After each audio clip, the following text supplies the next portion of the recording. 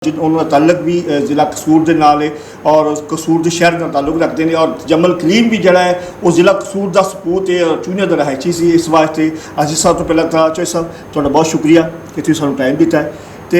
चौधरी साहब मैं दसो कि भी जमल कलीम के जड़ा सदारती आवाज़ वास्ते जी असं सुनते पे हैं कि उन्होंने नामजद किया जा रहा है ये बारे थोड़ा की कहना है थोड़े को इतला नहीं नामजद किया नहीं जा रहा पहले तो बहुत शुक्रिया थोड़ा कि तुसी अज मैनू दावत दी है मैं तजम्मल साहब के उत्ते गल करा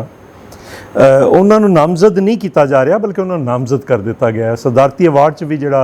सब तो ज़्यादा वड्डा सिविल अवार्ड होंदा है प्राइड ऑफ परफॉर्मेंस वो तजम्मल कलीम साहब ने दिता गया। मैं समझना तजम्मल कलीम खुद भी ज़ाती तौर पर भी एडा वड्डा आदमी सी एडा वड्डा बंदा सी और उसकी शायरी एडी वड्डी है कि वो किसी अवार्ड का मोहताज तो नहीं है जी। बल्कि उन्हें अवार्ड की इज्जत वधानी है तजम्मल कलीम ने और ये तो वह अवार्ड हक बहुत पहले का सी। दुनिया च जिथे जिथे भी पंजाबी बोलन वाले या पढ़न वाले मौजूद ने वो तजम्मल कलीम तो जानते ने। तजम्मल कलीम ने तो आप क्या है कि 2 सदियां तिकर जीना चज दे शेर ते चज दे बंदे। तजम्मल कलीम अज भी साढ़े